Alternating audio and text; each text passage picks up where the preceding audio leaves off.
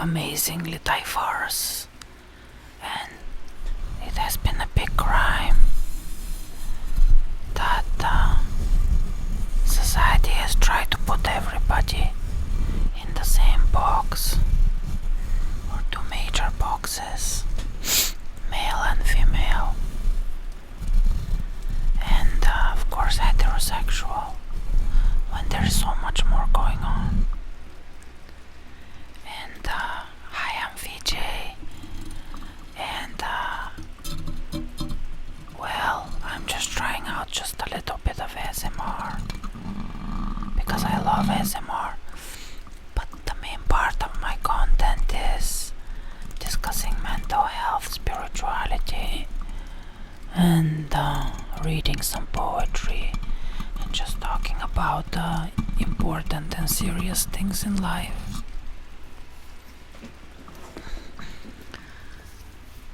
More than just pure ASMR, I wouldn't even know how to do pure ASMR. I think I'm not really good with,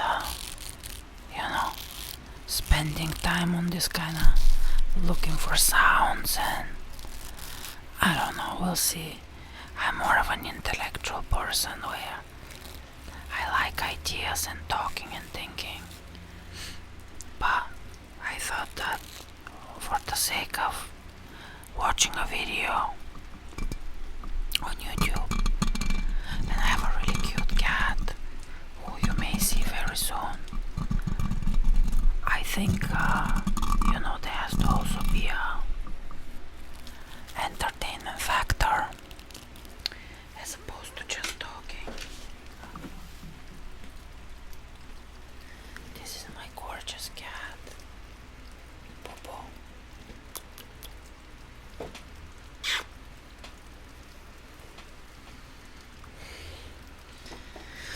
And I don't see any LGBT artists in the ASMR community. I mean, not that they have to, because it's like just identities, but still, I feel like I never hear anything being talked about, because you know how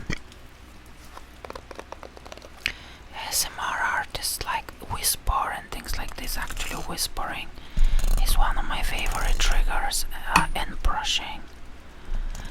And again, sorry that I really don't know what the heck I'm doing.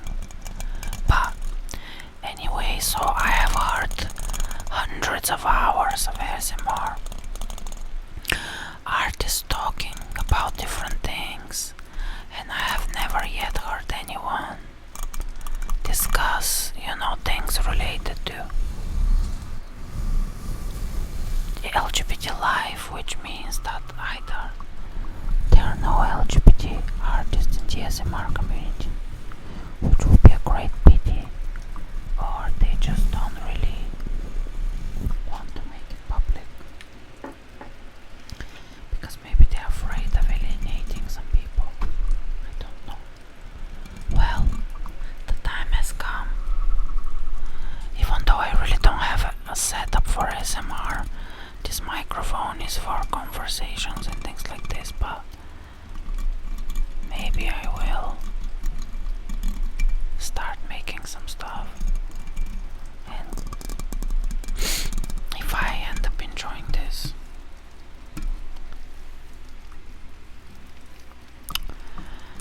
And do you like poetry? I already filmed a couple of videos. I also don't see anybody like reading poetry or literature, which I think is good to also have some educational content rather than just talk about, the daily things, which I mean, talking about daily things, I guess, is calming, but still there's also always a way to, because we have to keep learning in expanding as much as possible. Anyways, let me know if there are any topics that you want me to talk about. I identify as non-binary, transmasculine. I'm originally from Bulgaria and I live in Bulgaria right now. I'm based out of it. And back in the day I earned a scholarship, so I lived in America for many years and I've been all over the world. And I absolutely adore traveling. And I feel kinda very constricted here because it's a very conservative society. So for an LGBT person like me, you're gonna end up being very lonely and alone most of the time. And especially now during the pandemic. How have you been dealing with it? It's been a year and a half. I got my vax passport and it's made me feel a little bit better because now I can travel more freely. So I'm glad I got it, and yeah, I'm planning to go to Amsterdam this Saturday. Wish me luck. Let's keep our fingers crossed because, well, we'll see what's gonna happen with all the restrictions and everything. So a lot of people told me don't go, but I'm just dying over here. And hopefully next year, the year after, I'll be spending more time in more LGBT friendly cities like Berlin and Barcelona, Lisbon, Bali. I love Southeast Asia, so I'm gonna go and check out Bali. And I don't know how it's gonna be now, but before the pandemic there were a lot of digital nomads there. A lot of people from Germany, from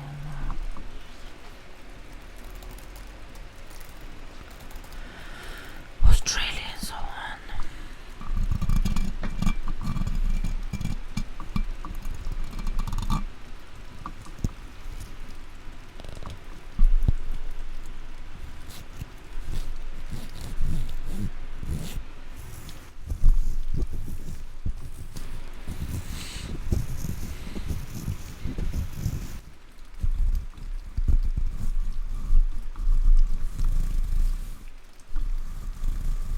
Here I'm giving you some.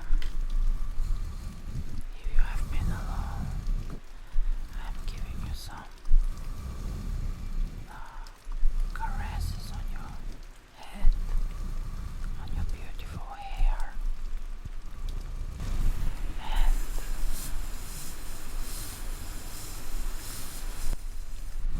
letting you know that everything is okay. You just have to keep taking care of yourself and doing your best. Meditation really helps, and talking to good friends is a lifesaver because I know a lot of people have had a really difficult time during this pandemic.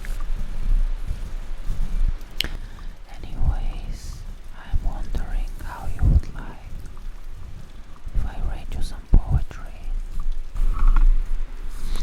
I'm a big poetry freak.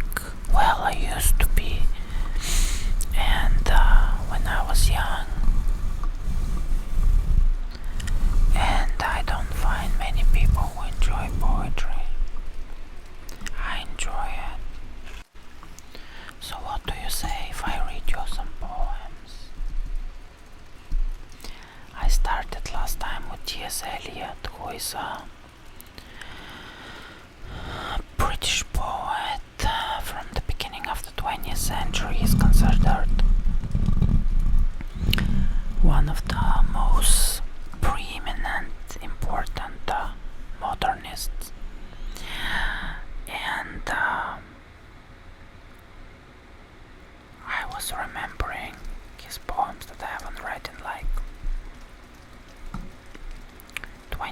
years. So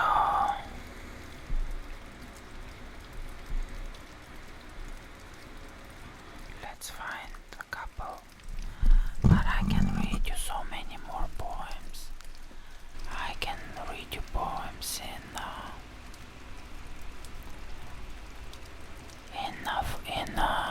French, in Russian. I speak Russian, so if there are any fans of Russian poetry or literature, we can definitely do a little bit of that. So I'll read you one of my favorite. I know this was one of my favorite poems, again, like 20 years ago. So I completely don't remember it right now, or just like I remember maybe the feeling of it a little bit.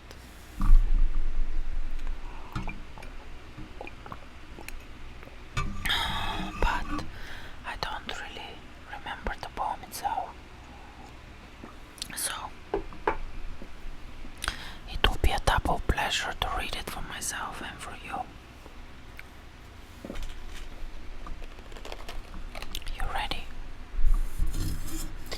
So I'm not gonna whisper, of course I will read it in a low voice, hopefully.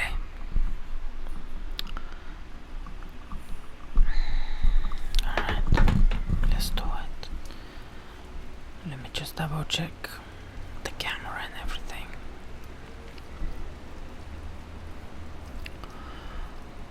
Okay, we're definitely filming.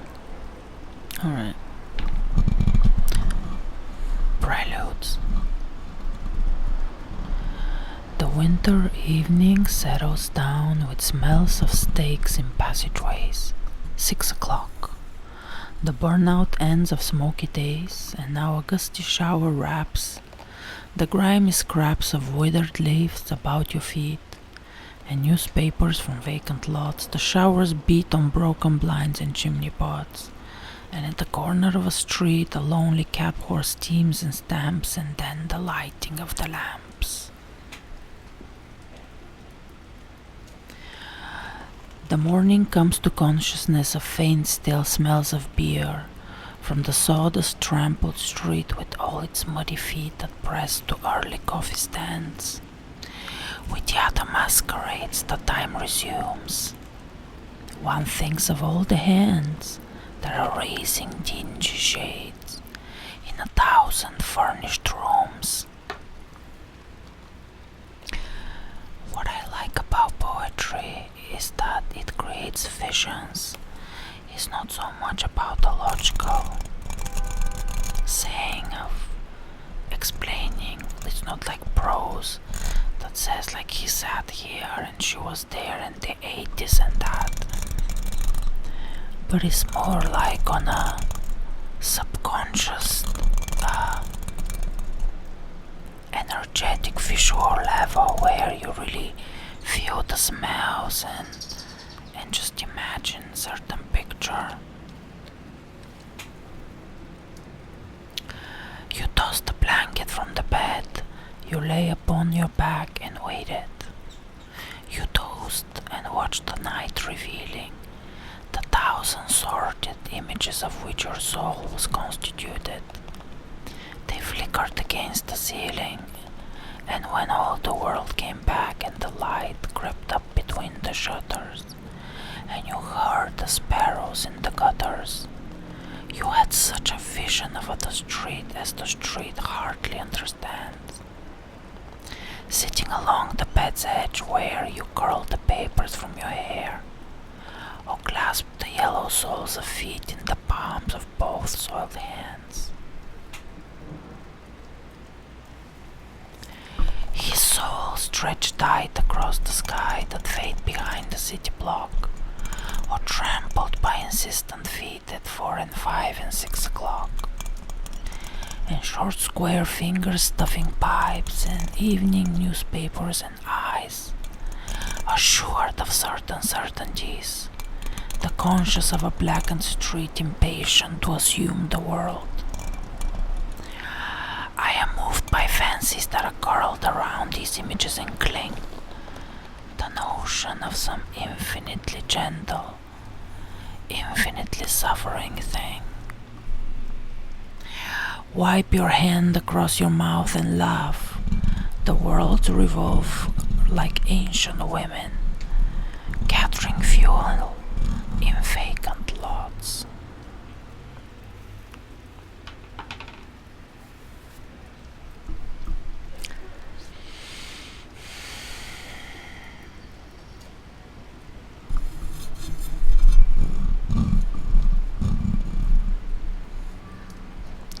He received a Nobel Prize for Literature, I'm seeing here, at some point.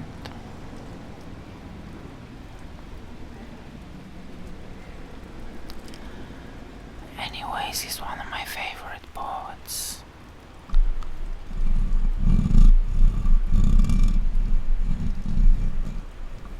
He has a funny poem about cats, by the way. You should check it out.